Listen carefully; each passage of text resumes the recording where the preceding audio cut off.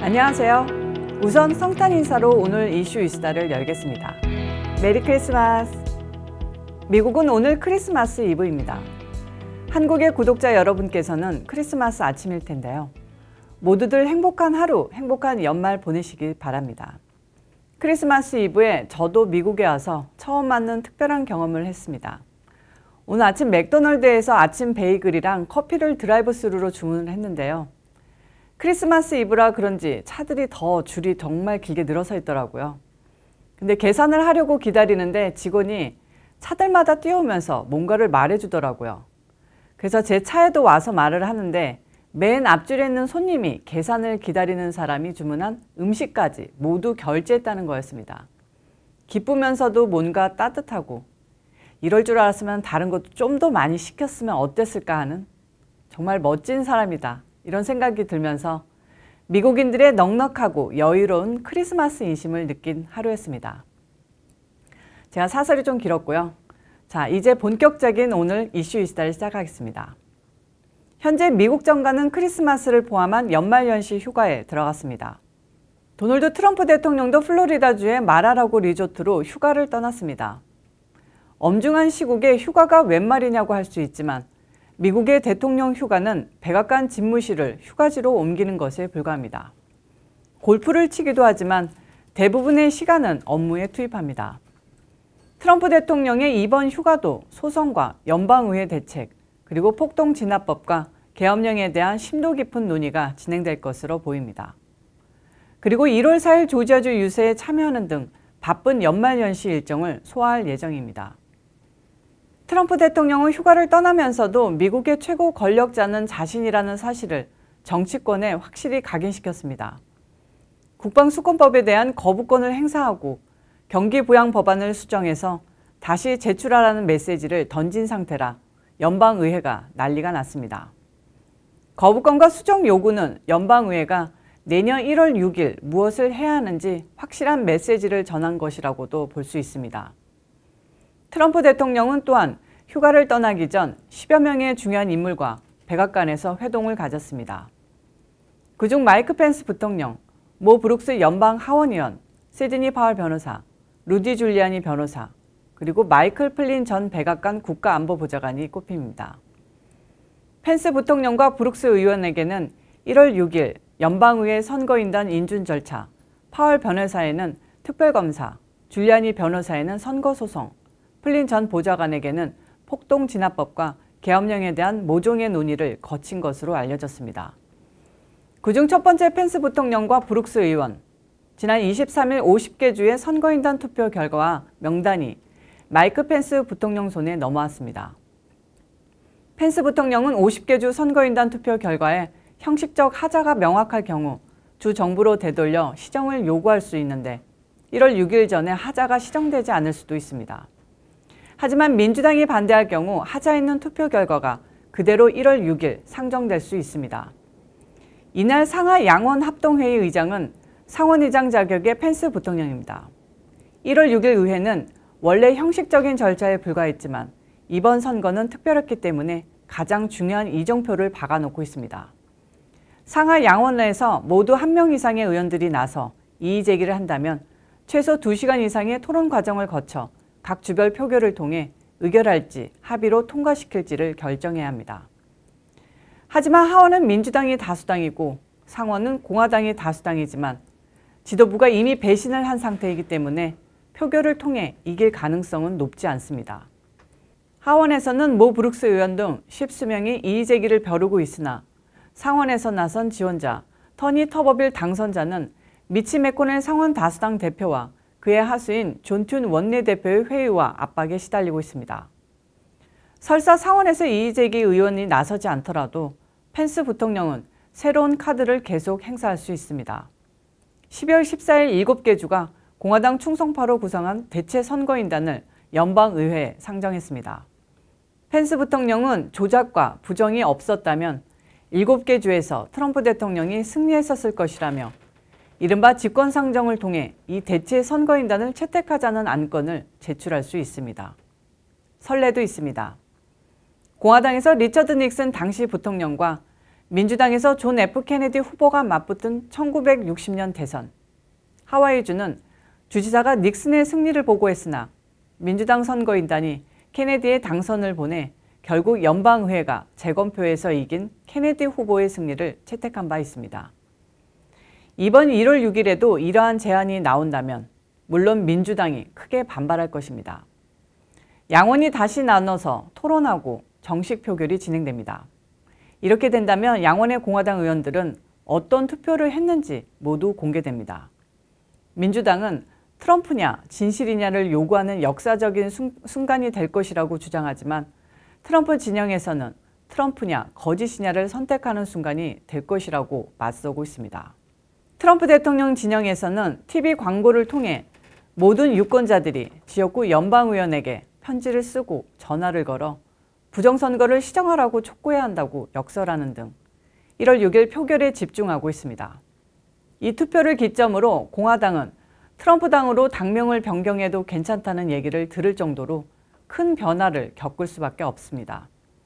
트럼프 대통령은 의원들에게 구태의연한 공화당에 남을 것인지 아니면 새롭게 개조된 공화당, 즉 트럼프 당에 복무할 것인지 요구하게 되는 것입니다. 공화당 성향 유권자의 80% 이상이 트럼프 대통령이 부정과 조작으로 인한 피해자라고 생각하고 있습니다. 설령 펜스 부통령이 4년 후 대선 경선에 나서더라도 트럼프 대통령을 배신했다는 낙인이 찍히면 안 되기 때문에 트럼프 대통령 편에 설 수밖에 없습니다. 트럼프 대통령은 1월 6일 이전에 소송과 조사 등을 통해 7개 경합주에서 선거 결과를 뒤집고 그 증거를 의회에 제출하려고 노력할 것입니다. 설사 이 표결에서 패하더라도 트럼프 대통령은 충분한 명분을 축적하게 되고 설령 최종 낙선 처리가 되더라도 앞으로 4년 동안 진짜 민심을 얻는 대통령으로 군림할 것입니다. 하지만 여기서 끝이 아닙니다. 트럼프 대통령은 1월 6일 이전에 승리를 이끌어낼 수 있는 확실한 카드를 많이 쥐고 있습니다.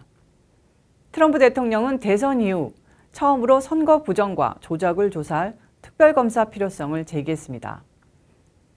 또한 그는 최근 트위터 메시지를 통해 2020년 대선에서 엄청난 부정을 목격한 마당에 강하고 빠르고 공정한 특별검사가 불필요하다는 사람들의 의견에 동의하지 않는다. 이번 선거는 미국 역사상 가장 부패한 선거였다. 반드시 정밀조사가 필요하다고 밝혔습니다. 트럼프 대통령은 12월 10일 연방하원의원 26명이 특별검사 임명을 청원하는 기사를 리트윗하기는 했으나 직접 특별검사를 언급한 것은 처음입니다. 이 메시지는 윌리엄 바 법무부 장관의 퇴임일에 나왔는데 바 장관의 사임이 사실상 경질이며 형식상 법무부 장관이 특별검사를 임명하는 절차상의 하자를 제거할 목적이었다는 사실이 밝혀진 것입니다. 트럼프 대통령은 우리 국민은 선거에 대한 완전 무결한 신념을 지닐 수 있어야 한다. 우리 민주주의의 운명은 여기에 달려있다. 지금은 우리 국민들이 불의를 딛고 일어서 정의를 외치며 목소리를 높여야 할 때다. 우리의 선거는 공정하고 정직하고 투명해야 한다. 우리의 선거는 사기와 조작이 100% 없는 완전한 것이어야 한다고 주장했습니다. 최근 부정선거 백서를 발표한 피터 나바로 백악관 자문도 부정선거 의혹을 바닥에서부터 철저히 조사하려면 특별검사가 필요하다고 밝혔습니다. 제프 로젠 법무부 장관 권한대행은 이미 8월부터 외국 정부의 미국 대선 개입 위험성을 경고해온 인물로서 다음 주 안에 특별검사를 지명할 것이라는 예측이 나오고 있습니다. 그런데 법률팀과는 별도로 소송과 의회 공청회를 주도했던 파월 변호사가 꼽히고 있습니다. 플린 전 국가안보보좌관도 파월 변호사를 지지하고 있습니다. 트럼프 대통령이 만난 마지막 인물은 플린 전 국가안보보좌관입니다. 플린 보좌관은 지금까지 언론이나 대중연설을 통해 모두 10차례 이상 폭동진압법이나 계엄령을 주장해왔습니다. 언론은 백악관 회동에서도 플린이 계엄령을 주장했다는 소식을 백악관 소식통을 인용해 보도하고 트럼프 대통령이 이를 부인하는 형식으로 마무리됐으나 시간이 갈수록 이 가능성을 배제하기 힘든 상황으로 가고 있습니다. 트럼프 대통령은 선거 전부터 우편투표 문제점을 지적하며 부정선거로 지칭한 이후에 예상됐던 모든 시나리오를 실행에 옮기고 있습니다. 이번 선거 전국의 마지막 기착지가 바로 계엄령이 될 수 있다는 사실. 미처 부인할 수 있는 근거를 찾기 힘든 형편입니다. 한국 언론이 트럼프 대통령에 대한 편견을 더욱 노골화하고 있다는 사실을 지적하지 않을 수 없습니다. 한국 언론은 한국과 독일 등 해외 주둔 미군의 철수를 주장하는 트럼프 대통령에 맞서 연방의회가 한국 편을 들고 있는 것처럼 묘사하고 있지만 맥락을 자의적으로 해석한 것입니다. 트럼프 대통령은 국가안보와 대외정책 집행에서도 미국 우선주의를 내세우려 합니다. 하지만 국방수권법이 미국의 이익을 우선하기는커녕 불필요한 예산을 집행함으로써 미국을 쇠약하게 만들고 있으며 결과적으로 미국의 적인 중국과 러시아에게 선물이 되고 있다는 것입니다.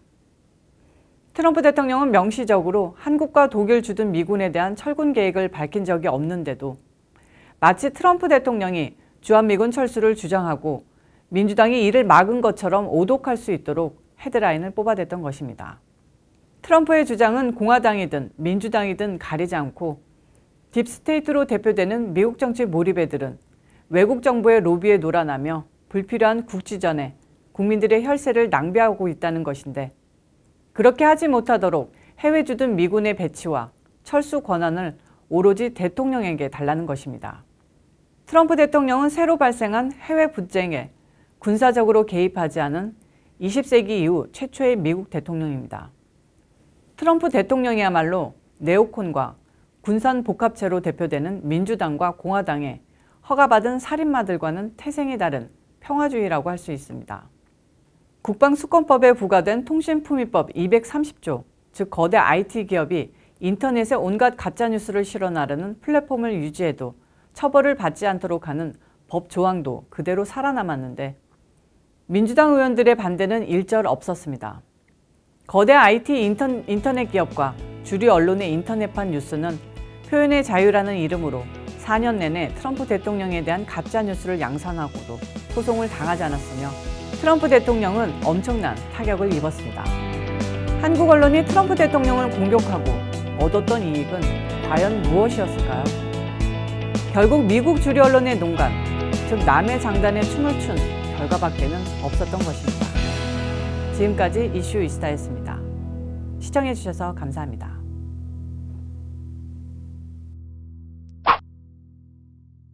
잠시만요. 아직 끝나지 않았고요. 제가 몇 가지 준비한 소품이 있는데요.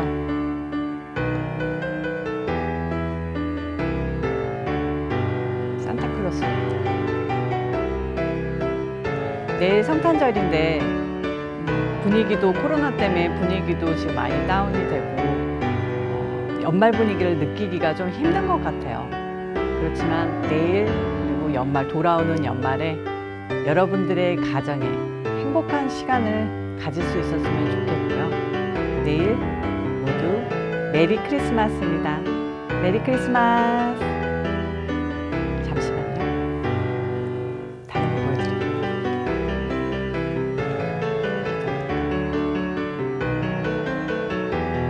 사슴입니다.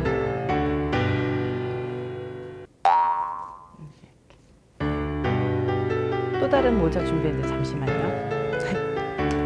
지금 저희 지역 버지니아 지역은 크리스마스 이브인데 비가 지금 많이 내리고 있거든요. 밖에는. 한국의 날씨는 어떤지 좀 궁금하기도 하고요. 다시 한번 크리스마스 잘 보내시고요. 또 한번 인사드릴게요. 메리 크리스마스. 잊지 마시고요. 구독과 좋아요 꼭 클릭 해주시기 바랍니다.